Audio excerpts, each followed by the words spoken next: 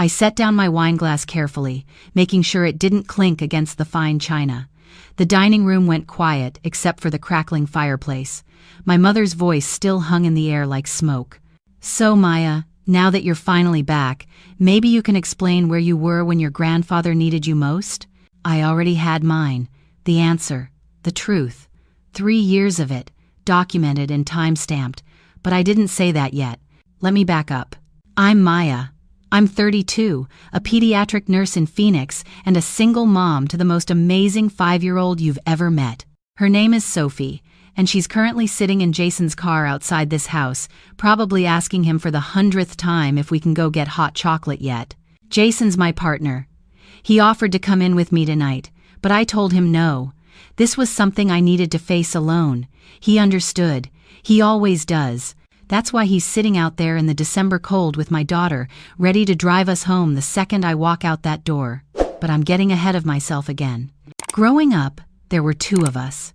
Me and my older brother Derek. He's 36 now, a corporate lawyer in Seattle, married to a woman named Amanda who I'd met exactly twice before tonight.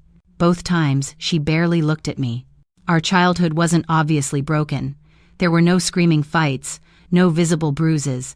Just this quiet, consistent pattern that I didn't even have words for until I was in my 20s. Everything flowed toward Derek: attention, money, pride, forgiveness. When he needed $70,000 for law school, our parents remortgaged the house. When I asked for help with my nursing degree, I got a lecture about fiscal responsibility and a pamphlet for student loans. When Derek wrecked his car junior year of college, Dad bought him a new one. When my transmission died while I was working double shifts at the hospital, Mom told me it was time I learned about public transportation. I don't think they saw it. Or maybe they did and just couldn't admit it. Derek was the golden child, the one who would make them proud at cocktail parties and country club dinners. I was there, background noise. The daughter who made safe, boring choices like nursing. The one who got pregnant at 26 by a guy who disappeared before Sophie's first ultrasound. 3 years ago, everything came to a head. Sophie was 2. She spiked a fever that wouldn't break. By the time we got to the ER, she was having febrile seizures. They admitted her, ran tests. The bills started piling up, even with my insurance. My savings account evaporated. I called my mother. I didn't want to. I'd spent my whole life trying not to ask for anything, not to be a burden. But this was my baby girl lying in a hospital bed with wires coming out of her tiny arms. "Mom, I need help. Sophie's medical bills are crushing me. I can't." "Oh, honey, the timing is just terrible. We just put down the deposit on Derek's new house. You know how expensive Seattle real estate is." I remember standing in the hospital hallway, still in my scrubs from my shift, phone pressed to my ear. Through the window, I could see Sophie sleeping, her little chest rising and falling. "Mom, this is an emergency. This is your granddaughter." There was a pause. Then, "Maybe you should have thought about emergency funds before you decided to have a baby on your own." The line went dead. I paid the bills. All of them. I picked up extra shifts, sold my car and bought a beater, moved to a cheaper apartment. I survived. We survived. And I stopped calling. I didn't make a big announcement. Didn't send a dramatic text. I just stopped. Stopped reaching out. Stopped showing up to holidays I was barely invited to anyway. Stopped pretending we were something we weren't. For 3 years, my phone stayed silent. No calls on Sophie's birthday. No check-ins about how we were doing. Nothing. Until 6 weeks ago. The voicemail was from my father. "Maya, it's Dad. Your grandfather's in the hospital. It's serious. You should come." I didn't go. Not because I didn't care about Grandpa Jim, but because I knew what would happen. I'd walk into that hospital room, and Derek would be there, playing the devoted grandson. My parents would be there, playing the concerned children. And I'd be the daughter who abandoned the family, who cut everyone off, who was too selfish to forgive. I called the hospital directly instead, asked to speak to his nurse, found out his room number, found out visiting hours, and I went. Every week. Sometimes twice a week. I'd go during my lunch breaks, before my shifts, whenever I could. I'd bring Sophie. Grandpa Jim loved Sophie. She'd color pictures for him, tell him stories about preschool, fall asleep in the chair next to his bed. He'd tell me stories too, about his own father, about the Depression, about marrying Grandma Helen, about watching his kids grow up and wondering where he went wrong. "Your dad means well, Maya girl," he said one afternoon. "He just can't see past Derek's shine to notice your gold too." I cried that day, right there in the hospital room. "I notice," he said. "I've always noticed." On one visit, maybe 3 months before he passed, he asked me something. "Maya, you got a lawyer you trust?" "Grandpa, I'm a nurse. I don't need a lawyer." He smiled that crooked smile. "Humor an old man. I'm gonna give you a name, Stanley Chen. He's handling some things for me. I want you to go see him. Just once. For me." I went. Stanley was a small, neat man in his 60s with an office that smelled like old books and coffee. He showed me papers, legal documents. Grandpa Jim had changed his will. Everything was to be split equally between Derek and me. Not my father, not my uncle, his 2 grandchildren. 50-50. "He was very clear about this," Stanley said. "He knows your family's dynamics. He wanted to make sure you were taken care of." I cried in that office too. Grandpa Jim died on October 15th, peacefully, in his sleep. The nurse who called me said he'd been asking for me that morning. I'd been there the night before. I'd held his hand. I think he knew. The funeral was scheduled for October 20th. I went, sat in the back. Derek gave the eulogy. He talked about Sunday dinners and fishing trips and life lessons, all things that happened before I was born. I didn't speak. I just left a drawing from Sophie on the casket. It was a picture of Grandpa Jim with angel wings. The will reading was scheduled for 2 weeks later. I almost didn't go to that either, but Stanley called me personally. "Maya, you need to be there. Trust me." So I went. Derek's face when Stanley read the terms. My father's face. My mother's face. I'd never forget them. "But she wasn't even around," my father said. "She abandoned him." Stanley, calm as anything, said, "Actually, according to the hospital logs and my client's own notes, Maya visited Jim 63 times in the last 3 years. She was listed as his emergency contact. She brought his only great-grandchild to see him regularly." My mother's mouth opened and closed. Derek just stared at me. "That's impossible," Derek said. "We would have known." "Your father specifically asked that Maya's visits remain private," Stanley continued. He felt it would cause unnecessary conflict with the family. The inheritance wasn't millions. Grandpa Jim had been a machinist, not a mogul. But it was enough. Enough to set up a college fund for Sophie. Enough to buy a reliable car. Enough to breathe. I signed the papers, shook Stanley's hand, walked out. My mother called me that night, for the first time in 3 years. "We need to talk about this, Maya. This isn't fair to Derek." I hung up. She called back. I didn't answer. Then came the text, from my father this time. "Your mother wants to do Christmas this year.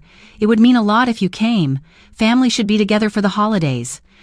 I stared at that text for a long time. Jason found me sitting on the couch, phone in hand, Sophie asleep against my shoulder. "They want me to come for Christmas," I said. He sat down carefully. "What do you want to do?" "I don't know. But I did know. Some part of me, the little girl part that never quite grew up, wanted to believe this was real, that they actually wanted me there, that maybe, finally, things could be different. So I said yes. Which brings me to tonight. Christmas dinner. The whole family. Derek and Amanda, Mom and Dad, Uncle Richard and Aunt Carol, even some cousins I barely remembered.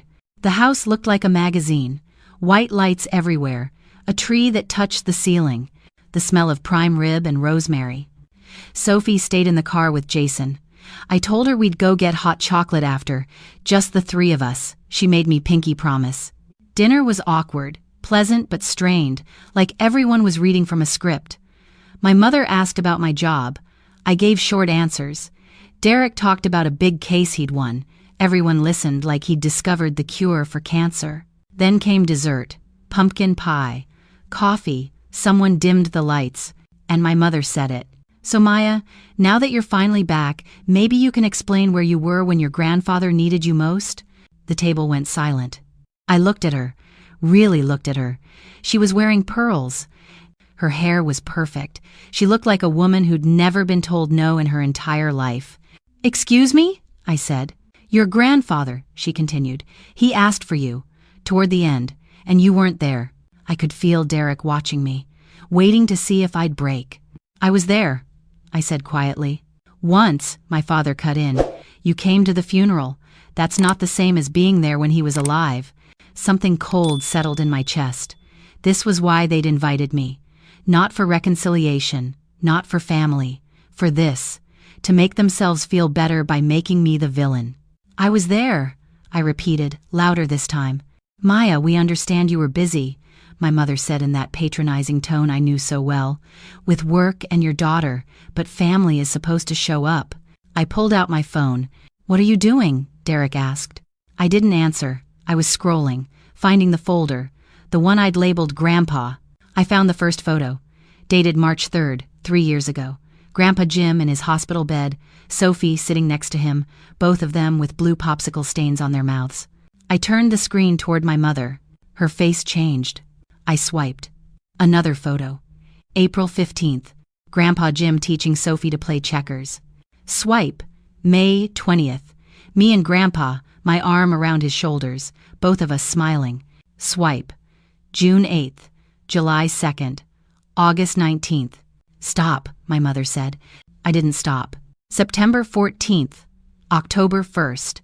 A video of Grandpa Jim singing "You Are My Sunshine" to Sophie, his voice shaky but sweet. I set the phone down in the middle of the table. "I visited him 63 times in 3 years, I said. My voice was steady, calm. Every week, sometimes twice a week, I brought his great-granddaughter. We colored pictures, read books. I held his hand when he was scared. I was there the night before he died." My father's face had gone pale. "But you said," my mother started. "Derek said he was there every Sunday," I continued.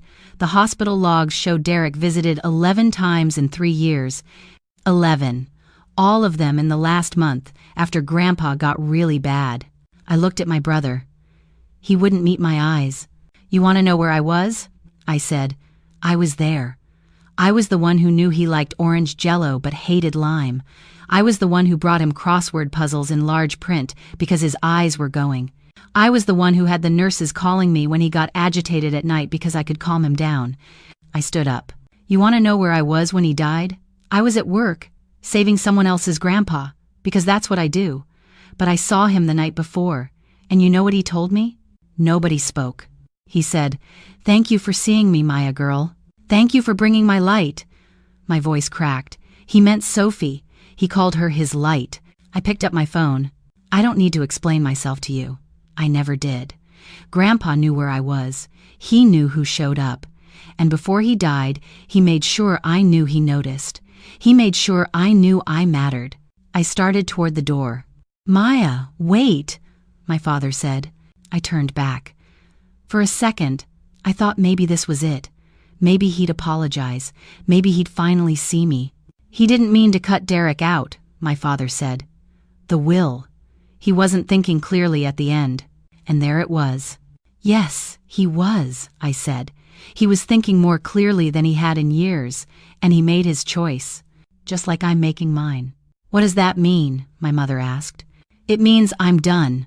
I'm done hoping you'll notice me. I'm done waiting for you to care. I'm done pretending we're a family when all I've ever been is an afterthought."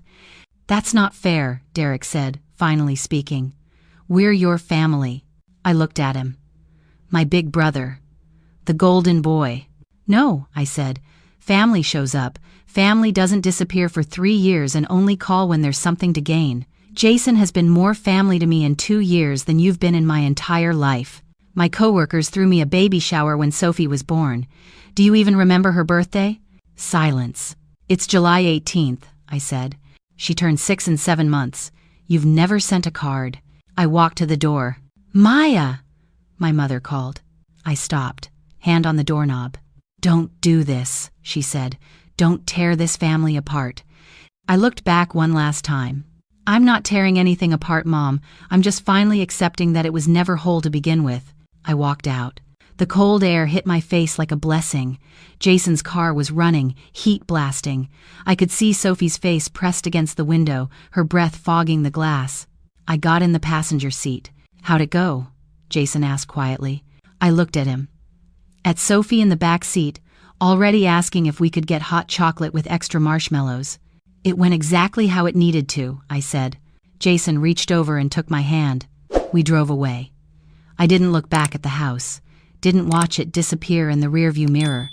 Because here's what I learned from Grandpa Jim. Family isn't the people who share your blood. It's the people who show up. It's the people who see you when you're invisible to everyone else.